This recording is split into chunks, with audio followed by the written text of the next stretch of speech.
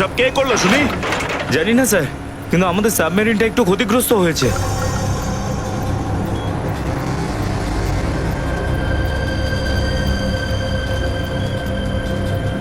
গ্যালারে navy এসে গেছে, ওদের জাহাজ আর কামান দেখা যাচ্ছে। কি? কি না? হ্যাঁ, নেভির এত সামনে চলে এলে তোমাদের মরার এত শখ। কিন্তু স্যার এখন কি করব? কি আর করবে, কেটে পড়ো এখান থেকে। আমাদের পুরো অপারেশন ভন্ডুল করার আগে আমাদের এখান থেকে চলে যেতে হবে। কিন্তু এত অল্প ক্রিউ মেম্বার নিয়ে সাবমেরিনকে কি করে শিফট করব, তাও এত অল্প সময়? সেসব আমি কিচ্ছু জানি না, কিছু করো আর এখান থেকে বেরো, যাও, জলদি করো, যাও। Okay sir.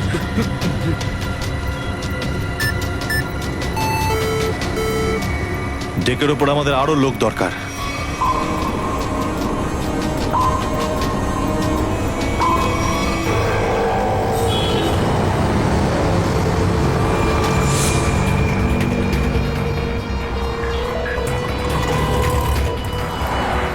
ভাই এই গলিতেই তো এসেছিল। গেল কোথায় ও? ফোন কর, তাড়াতাড়ি ফোন করো কে।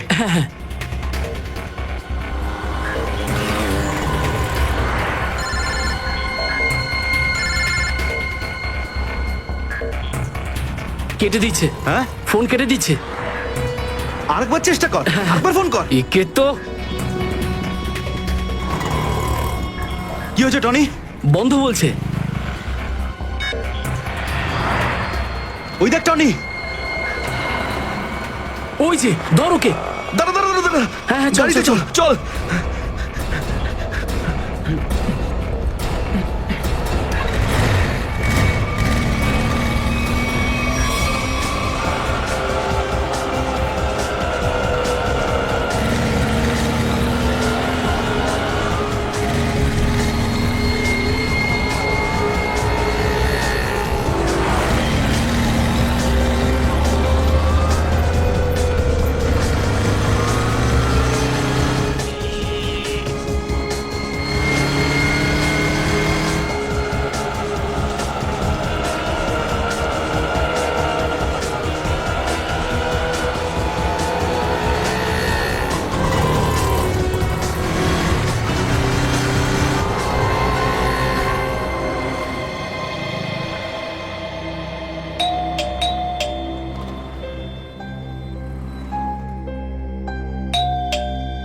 অনন্যা,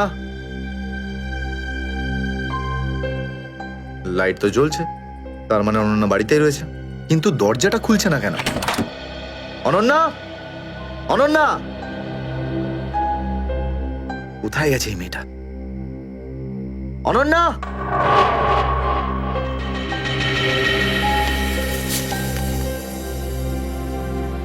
আমি আজকে কিছু জানতে পেরেছি। আমি তোকে আর বিরক্ত করতে চাই না।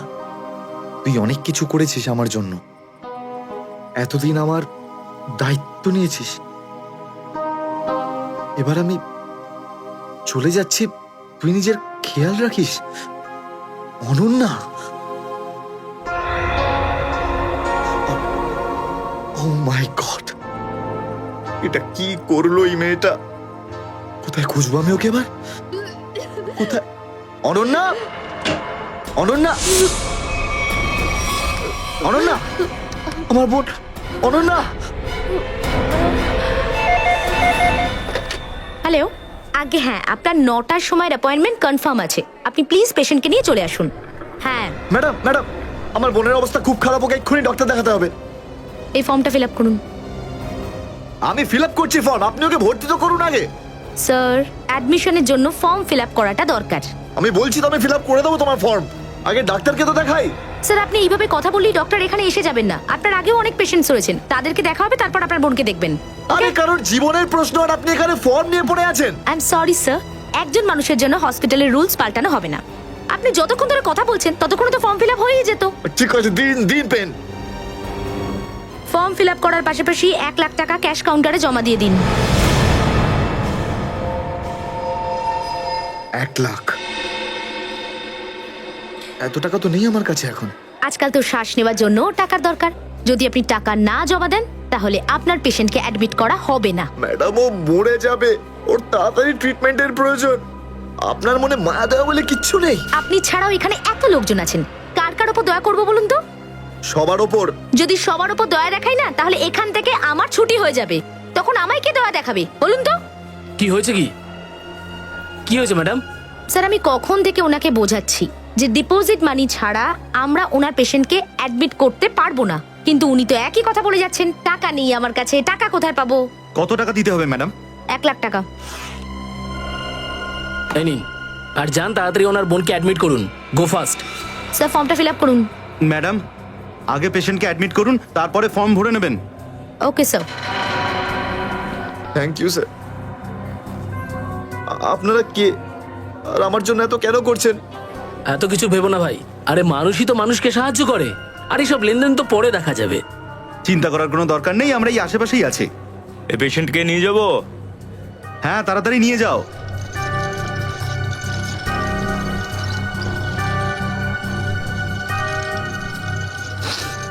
আমি আসছি এক্ষুনি। হ্যাঁ যাও।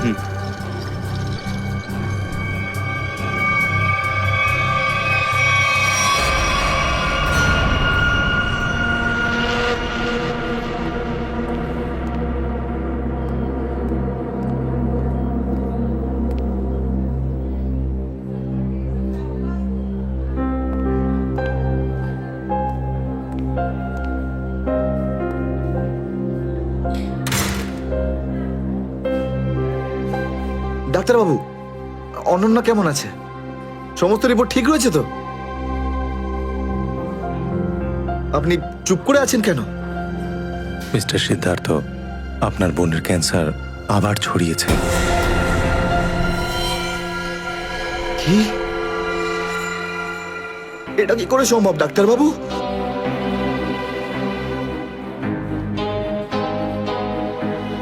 এটা কি করে হতে? সিদ্ধার্থ, এরকমটাই হয়েছে। কিন্তু অনন্যা তো ঠিকই ছিল, তাই না? ওর সমস্ত রিপোর্ট বলছিল যে ওর আর কোনো বিপদ নেই, আর আপনি বলছেন যে আবার? না ডাক্তারবাবু, এটা হতে পারে না। এমনটাই হয়েছে। গত 3 বছর ধরেও বিপদমুক্ত ছিল, কিন্তু এইবার রোগ অনেক বেশি ছড়িয়েছে। খারাপ কিছু ঘটেও যেতে পারে। আপনি কি বলতে চাইছেন ডাক্তারবাবু?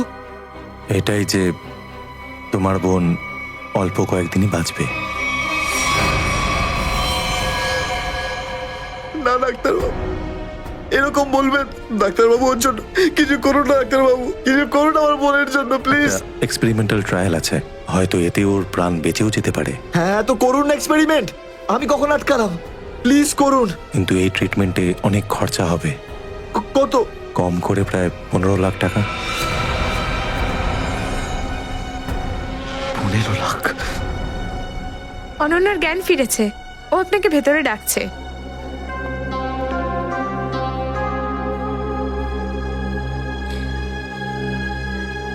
আপনি অনন্যার চিকিৎসার ব্যবস্থা করুন, আমি টাকা পয়সার ব্যবস্থা করবই, by hook or by crook, কিন্তু আপনি প্লিজ ওর চিকিৎসা করুন। তাড়াতাড়ি করো, কারণ আমাদের হাতে সময় বেশি নেই।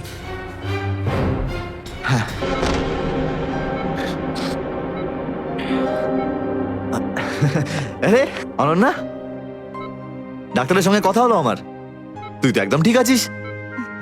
ব্যাস আর কয়েকদিনে তোকে বাড়ি ফেরত নিয়ে চলে যাবো আমি। তুই না দাদা, এখনো অব্দি মিথ্যে বলতে শিখলি না।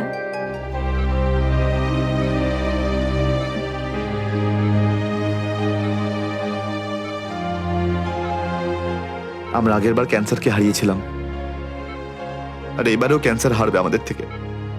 তুই তুই বাঁচবি অনন্যা। দাদা, যদি আমার ভাগ্যে বাঁচা থাকতো না, তাহলে 2 বার ক্যান্সার হতো না আমার। দাদা, আমার কথাটা শোন, তুই নিজের সমস্ত সুখ আমার জন্য এভাবে ত্যাগ করিস না দাদা।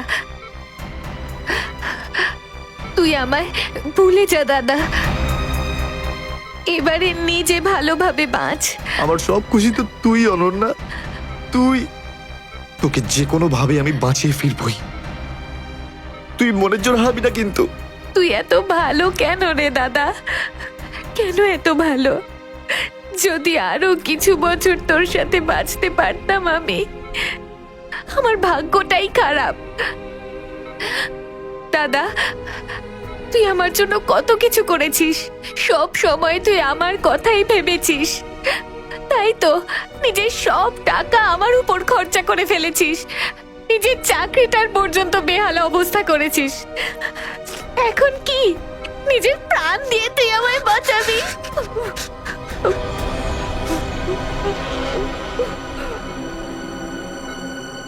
স্যার, আপনি প্লিজ বাইরে যান, ওনাকে রেস্ট নিতে দিন। তুই যা দাদা।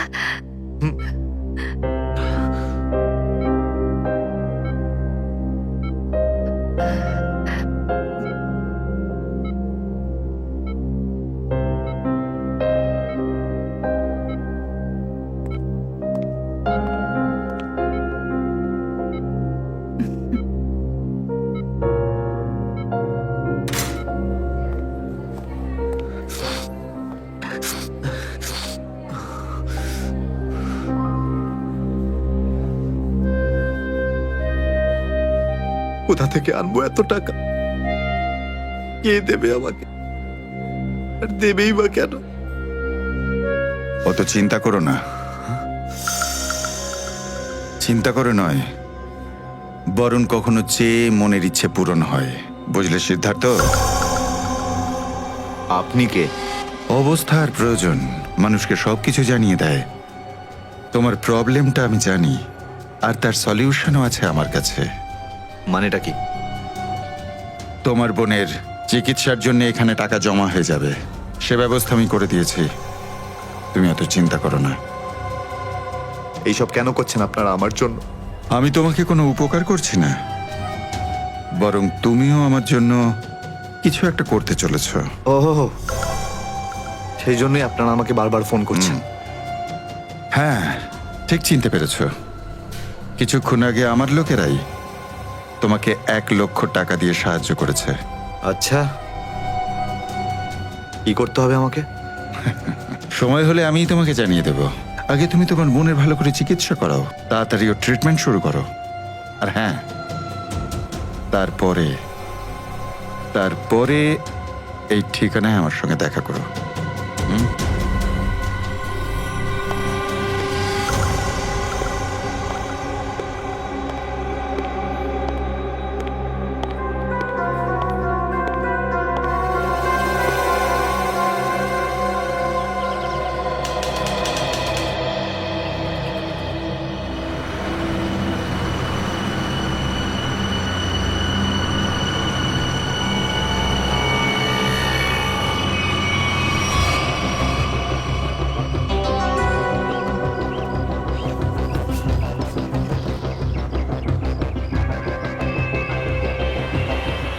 স্যার, ওর কাছে দাঁড়াবো?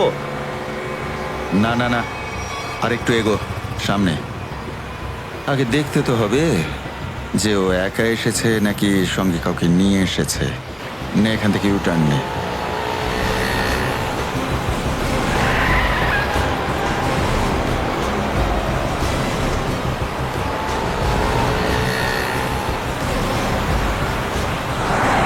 মনে হচ্ছে সঙ্গে আর কেউ নেই।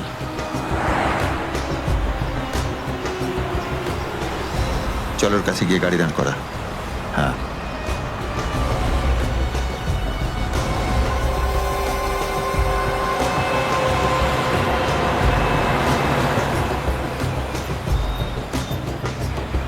এসো, ভেতরে চলে এসো, তাড়াতাড়ি তাড়াতাড়ি।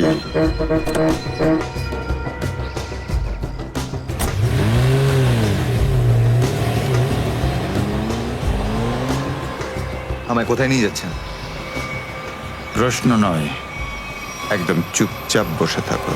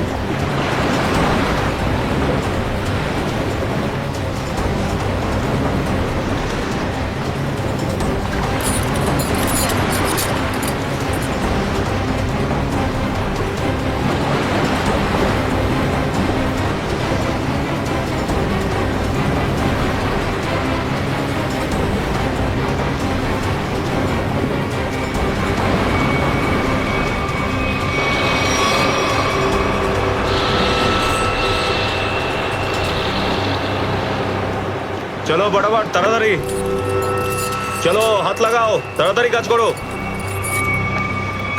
দে জলদি জলদি, এইটুকু কম কাজ করতে কি সারা রাত লাগাবি নাকি? চল আফসার তাড়াতাড়ি। আরে তাড়াতাড়ি কর, চলো ফটাফট তাড়াতাড়ি। কর। আরে চল চল চল, বের করো। তাড়াতাড়ি কর, আরে তাড়াতাড়ি। আরে পাগল, কি করলি তুই? সরি স্যার, হাত থেকে ফসকে গেছে স্যার, ওই তাড়াতাড়ি করছিলাম তাই। তোর এই গাধামোর জন্য আমার কোটি টাকার মাল জলে চলে গেল। আরে এই কেলারে, স্যার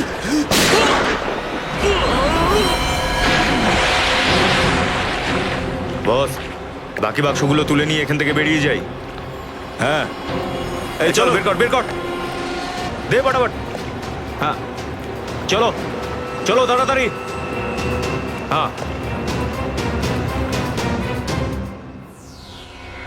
এই দুটো লাশই সমুদ্রের মধ্যে কম করে 12 ঘন্টা ডুবেছিল। হ্যাঁ সালুকে, হ্যাঁ কোস্টগার্ডরাই এদের দুজনকে পেয়েছে। ওরাই এই দুটো লাশ উদ্ধার করে আর আমাদের হাতে তুলে দেয়। ভাই, এই দুজনকে পয়েন্ট ব্ল্যাঙ্ক রেঞ্জ থেকে গুলি করা হয়েছে। এর ক্ষতটা দেখো বস, এ দেখো। দুজনের ক্ষতই এই কথা বলছে। হ্যাঁ, আরও একটা ব্যাপার স্যার, বেশ কিছুদিন ধরে এরা ঠিকমতো খাবার দাবারও পায়নি। এদের বডিজ দেখে লাগছে যে খুব অল্প সময়ের মধ্যেই এদের ওজন তাড়াতাড়ি হ্রাস পেয়েছে। বস, ওদের বন্দি করে রাখা হয়েছিল। এ দেখো, এটা দড়ির দাগ। এদেরকে বেঁধে রাখা হয়েছিল দুজনকেই সমুদ্রের মধ্যে। সমুদ্রের গভীরে কোথায় কোথায় লুকিয়ে রেখেছিল এদেরকে, তারপরে মেরে ফেলেও দিয়েছে। কি কি চাইছিল খুনি? হ্যাঁ সচিন, আচ্ছা ঠিক আছে, বলো সচিন, কি জানতে পেরেছো? স্যার, এরা দুজন সমুদ্রের পাশের গ্রামটাতে থাকে স্যার, আর ওরা কাল রাতে কিছু এমন দেখেছে যেটা বলতে চায়।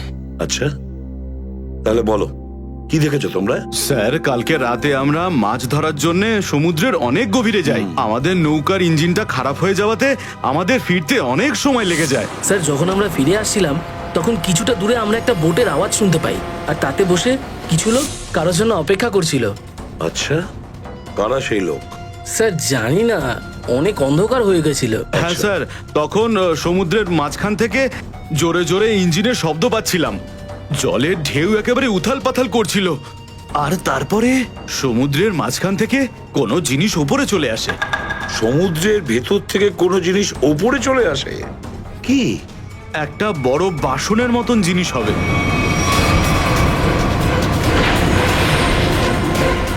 সাবমেরিন, ডুবোজাহাজ? হ্যাঁ হ্যাঁ, ডুবোজাহাজ। আর ওই বোটটা যখন ডুবোজাহাজের পাশে যায়, আর তখন ওখানে কিছু লোক কাজ করছিল স্যার। কি কাজ করছিল? জানি না স্যার, অনেক রাত হয়ে গেছিল তো দেখতে পাইনি। তখনই আমরা গুলি চলার শব্দ শুনতে পাই। গুলি চালানোর শব্দ? কটা গুলি চলেছে?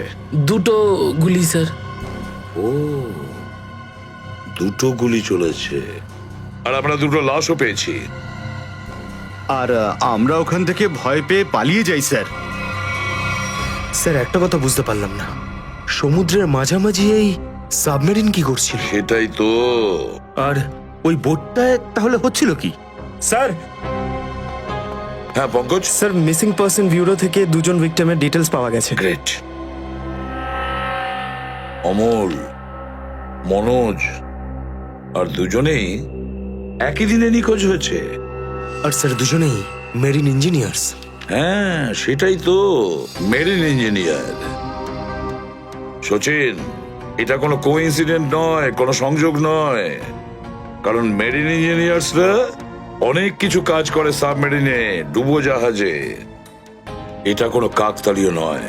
আর স্যার, ইন্ডিয়ান ওয়াটারে এই ডুবোজাহাজ আসলে কি করছিল? কিছু না কিছু গোলমাল তো আছে, খুব বড় রকমের গোলমাল আছে, খুব বড় রকমের গোলমাল। খোঁজ নিতে হবে ওই ডুবোজাহাজের ব্যাপারে।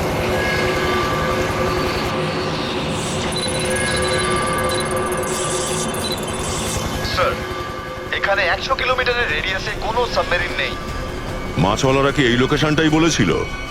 মনে হচ্ছে ওই সাবমেরিন আমাদের থেকে অনেক দূরে চলে গেছে। একটা রক সাবমেরিন ইন্ডিয়ান ওয়াটার্সে? বিশ্বাসই হচ্ছে না। কিন্তু এটাই সত্যি। কিন্তু ওরা করছিলটা কি? এটাই তো খোঁজ নিতে হবে। স্যার, ইনি মনোজের ওয়াইফ। ইনি অমলের বাবা, আর এই হচ্ছে তানিয়া স্যার, সিদ্ধার্থর বোন। এরা বলছেন যে সিদ্ধার্থ মেরিন ইঞ্জিনিয়ার ছিল, আপাতত নিখোঁজ। আচ্ছা, তোমার ভাই কবে থেকে নিখোঁজ? স্যার কাল থেকে নিখোঁজ। তখন আমি হসপিটালে অ্যাডমিট ছিলাম। হসপিটালে? কেন, কি হয়েছিল তোমার? স্যার অ্যাকচুয়ালি আমার আবার ক্যান্সার হয়ে গিয়েছিল। ছিল? ক্যান্সার হয়েছিল দ্বিতীয়বারে? স্যার ডক্টর বলছিলেন আমার ক্যান্সার আবার অ্যাগ্রিভেট হয়ে গেছে, কিন্তু আজ সকালে টেস্ট করে জানা গেল আমার ক্যান্সার নয়, আমি একদম সুস্থ। কি? ক্যান্সার উধাও হয়ে গেল? হ্যাঁ স্যার, আর এই খবরটা দেওয়ার জন্যই দাদাকে ফোন করেছিলাম, কিন্তু ওর ফোন নট রিচেবল আসছিল। আমি ভেবেছিলাম হয়তো বাড়িতে আছে, তাই আমি তাড়াতাড়ি বাড়িতে চলে এলাম। সব রুমে খুঁজলাম স্যার, কিন্তু কোথাও আমার দাদা নেই। ভাবলাম হয়তো আশেপাশে কারোর বাড়ি গেছে। সব জায়গায় খোঁজ করলাম, কেউ কিচ্ছু বলতে পারলো না ওর ব্যাপারে। আপনি নিজেকে সামলান, খুব তাড়াতাড়ি আপনি দাদাকে পেয়ে যাবেন।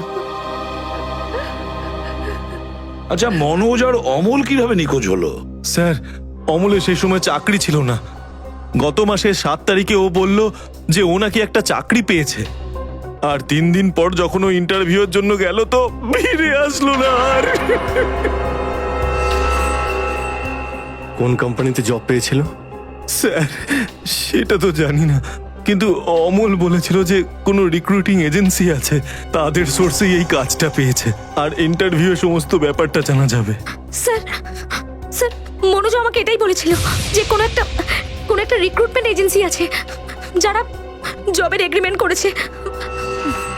বেনামি রিক্রুটমেন্ট এজেন্সি লোকেদের চাকরির লোভ দেখিয়ে মেরিন ইঞ্জিনিয়ারদের কিডন্যাপ করছে এরা। মেরিন ইঞ্জিনিয়ারদের দেখুন, আপনাদের সঙ্গে যা কিছু হয়েছে সেজন্য আমরা খুবই দুঃখিত। আমাদের চেষ্টার কোনো ত্রুটি রাখছি না ওই অপরাধীদের ধরার জন্য। আপনারা নিজেদের বাড়িতে চলে যান, কেমন? পুরবি, এনাদের ছেড়ে দিয়ে এসো। যান। চলুন।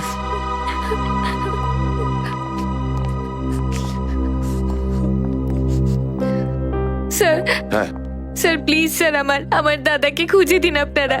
ও ছাড়া আমার আর কেউ নেই স্যার, আমার আর কেউ নেই।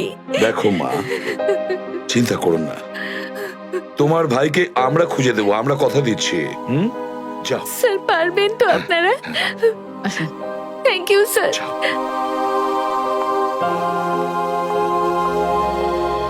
এই অনন্যার ডাক্তারের সঙ্গে কথা বলতে হবে। স্যার স্যার হতে পারে যে সাবমেরিনে প্রচুর টেকনিশিয়ানের প্রয়োজন ছিল, আর সেই জন্যই ওরা এই চাকরির জালটা পেতেছিল। স্যার এই ডুবো জাহাজটা কোথায় আছে আমরা জানি না স্যার, তাহলে অপরাধীদের আমরা ধরবো কি করে? পঙ্কজ, আমাদের এমন কিছু করতে হবে যাতে অপরাধীরা আমাদের খোঁজে আর এই ডুবোজাহাজ অব্দি নিয়ে যায়। কিন্তু অপরাধীরা আমাদের খুঁজবে কেন? খুঁজবে কেন? খুঁজবে না? ওদের তো 2জন ইঞ্জিনিয়ার মারা গেছে, আর ওদেরকে রিপ্লেস করার জন্য এদের নতুন ইঞ্জিনিয়ার তো লাগবেই। আর এই জন্য আমরা অনেক ভেবে চিন্তে প্ল্যান তৈরি করব। ভেবে চিন্তে প্ল্যান তৈরি করব।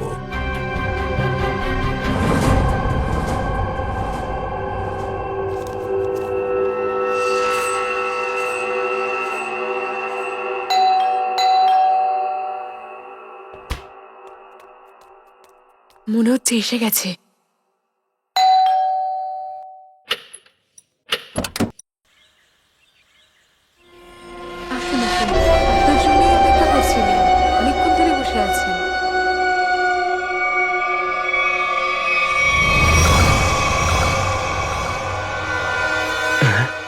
আসুন না, আসুন ভেতরে। অশোক আপনার জন্যই ওয়েট করছিল। Good morning sir, good morning, welcome welcome. Please have a seat sir, বসুন বসুন। আমি আপনাদের জন্য চা নিয়ে হ্যাঁ আসছি। ঠিক ও আছে। নো থ্যাঙ্কস, আমি চা খাই না।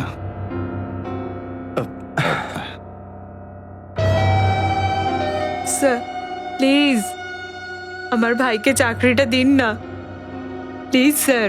আমাদের অনেক ধার রয়ে গেছে, জানি না আমরা কিভাবে সেটা শোধ করব। দিদি দিদি, এক মিনিট এক মিনিট।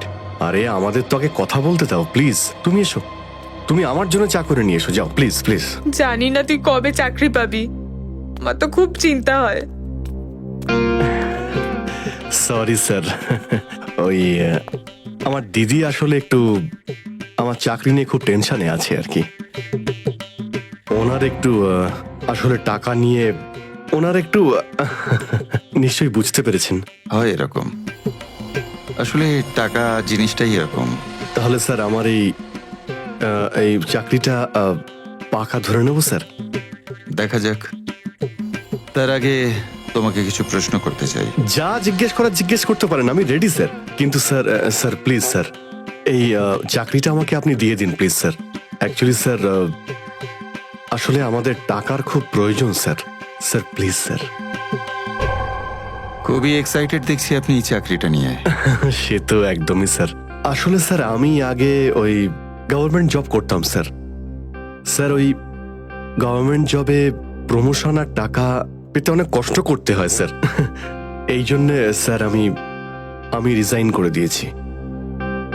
আপনার পুরো নাম আর ডেট অফ বার্থ? আমার নাম Ashok Kumar. Date of birth 10th April 1976। আর কোয়ালিফিকেশনস? মাস্টার করেছি sir, master in marine engineering from GID college. তার মানে সাবমেরিনের ইঞ্জিনের মেনটেন্যান্স আর নেভিগেশনের ব্যাপারে তো নিশ্চয়ই নলেজ আছে। Yes yes yes sir, you are right sir. তো মিস্টার অশোক, একটা কথা বলুন, আপনার এক্সপিরিয়েন্স অনুযায়ী একটা সাবমেরিনকে জলের নিচে কতটা গভীর অবধি নিয়ে যেতে পারেন? কত গভীর অবধি? স্যার সেটা তো ওটা স্যার ডিপেন্ড করে স্যার, মডেলের ওপর ডিপেন্ড করে স্যার। ওর ভেতরে গিয়ে আমি সাবমেরিন ঠিক করেছি স্যার। আর মেরিন তো অনেকটাই নিচে যায় স্যার, 400 অবধি যাই স্যার। ও হ্যাঁ, আমি আপনার স্কুলের প্রিন্সিপাল মিস্টার সুরেশের সঙ্গে কথা বলেছিলাম, আপনার খুব প্রশংসা করছিলেন। ওনার টাচে আছেন তো আপনি? প্রিন্সিপাল প্রিন্সিপাল স্যার খুব ভালো লোক স্যার। স্যার আমার প্রিন্সিপাল আমার মেন্টরও ছিল স্যার। ওনার নাম স্যার সুরেশ নয়, মহেশ ছিল স্যার। আর স্যার উনি তো 2012-এ রিটায়ার করে গেছেন। আর ওনার পরে হয়তো সুরেশবাবু এসেছেন প্রিন্সিপাল হয়ে, ওটা স্যার আমি ঠিক জানি না স্যার, সেটা আপনি নিশ্চয়ই জানবেন। ওকে মিস্টার অশোক,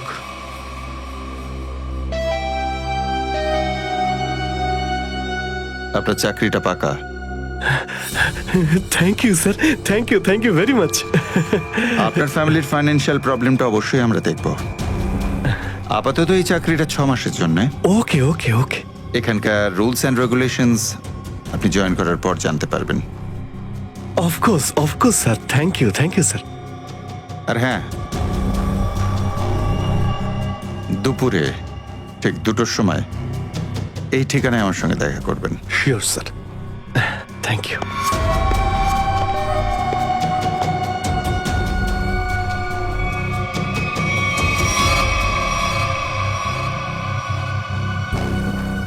কাজ হয়ে গেছে, আরো একটা জব পাকা হয়ে গেছে আমার।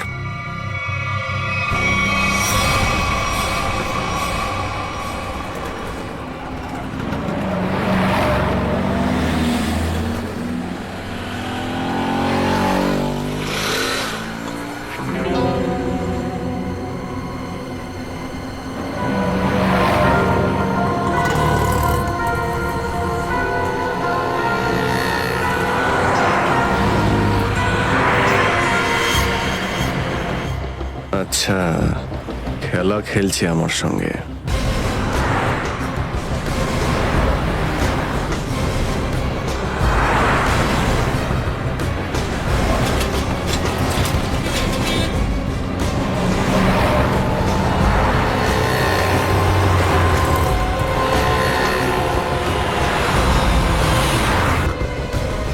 নমস্কার। হ্যাঁ হ্যাঁ ঠিক আছে, ভিতরে বস।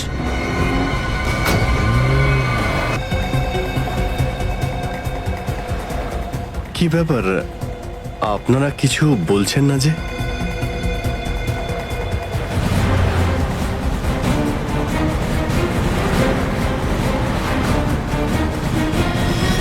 আচ্ছা, আপনারা কি এদের... এই চুপ। চুপ চুপ। হ্যালো। আরে ও, স্বাস্থ্য চলছে, হয়তো ঘুমোচ্ছে। সচিন তাড়াতাড়ি, ওরা যেন আমাদের নজর এড়াতে না পারে।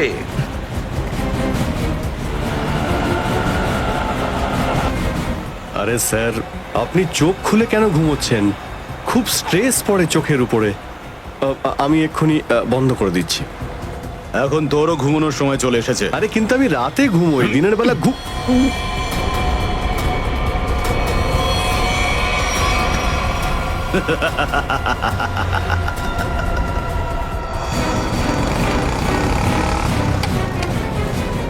স্যার ওরা তো বেরিয়ে গেল।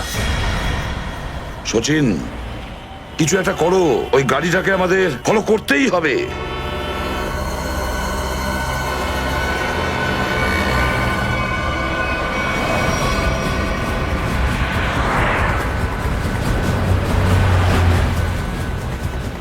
গাড়িটা কোথাও দেখতে পাচ্ছি না। সচিন দেখো, একটু দেখো তোমার রাইটে কিছু দেখা যাচ্ছে কিনা। স্যার ওই যে গাড়িটা। ইয়েস, কিন্তু ওরা রাইট সাইডে যাচ্ছে কেন? হ্যাঁ স্যার, এরা ঘুরে গেল কেন? ওদের তো সোজা যাওয়া উচিত ছিল, সমুদ্র তো সামনে। নিখিল, অভিজিৎকে ট্র্যাপ করো ওই জিপিএস এ।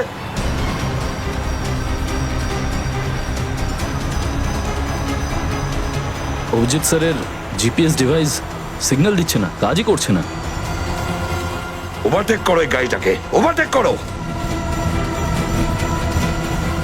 এই দাঁড়া দাঁড়া দাঁড়া দাঁড়া।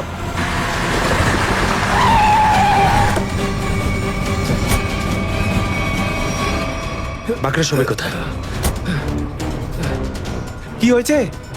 চুপ, বল গাড়ির ভেতরে যারা ছিল তারা কোথায়? স্যার এর মধ্যে কেউ ছিল না। কেউ ছিল না মানে? দেখ, সব সত্যি সত্যি বলে ফেল, নাহলে... সত্যি বলছি স্যার, আমাকে একটা লোক বললো যে সঙ্গমনগর চৌরাস্তার মোড়ে গাড়িটা দাঁড় করিয়ে চলে যেতে। আর কি বলেছে? আর তো কিছু বলেনি। এই কাজের জন্য ও আমাকে 5,000 টাকাও দিয়েছে। ওই মেরিন অব্দি পৌঁছানোর একটাই রাস্তা ছিল, আর সেটাও বন্ধ হয়ে গেল। নিখিল, সিআইডির কোনো রাস্তা বন্ধ করা যায় না। যদি একটা রাস্তা কেউ বন্ধ করে, অন্য রাস্তা আমরা তৈরি করি।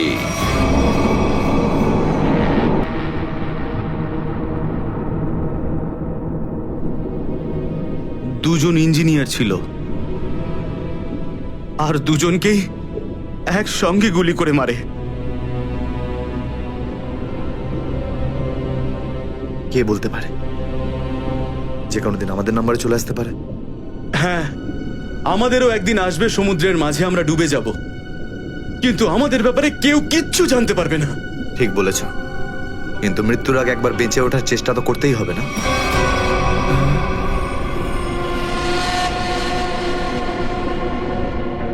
চারদিকে সমুদ্র, সিদ্ধার্থ, আমরা চাইলেও কিছু করতে পারবো না। কোথায় যাবে তুমি? কন্ট্রোল রুমের ভেতরে। কি? হ্যাঁ হ্যাঁ, আমার কাছে একটা প্ল্যান আছে।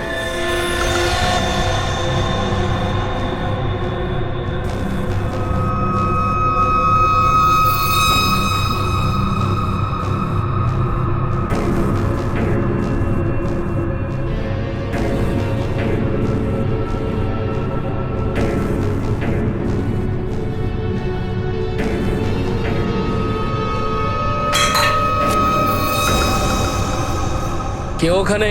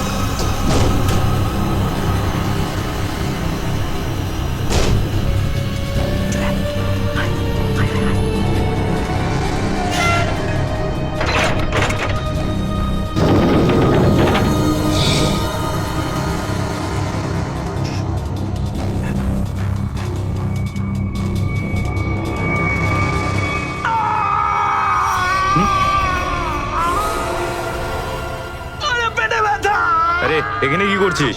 আমার পেটের ভিতরে খুব জোরে ব্যথা করছে। পেটে ব্যথা না নাটক করছিস? সত্যি বলছি, আমার পেটের ভেতরে খুব জোরে ব্যথা করছে। কিছু একটা করো প্লিজ। এ আবার কোথায় গেল? চল ঠিক আছে চল চল এদিকে চল।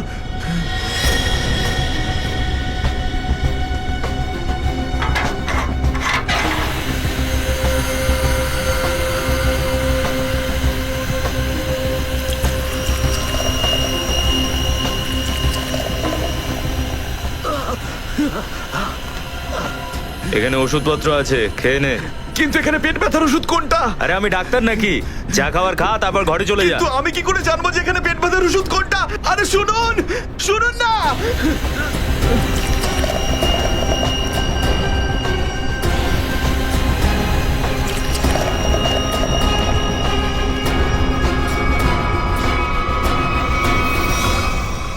এই এখানে কি করছিস? আমি কন্ট্রোল রুম দেখতে এসেছিলাম শুধু। এই না জিজ্ঞেস করে কি করে এলি তুই? এদিক ওদিক গেলে না প্রাণে মেরে দেবো। চল বেরো এখান থেকে, বেরো চল।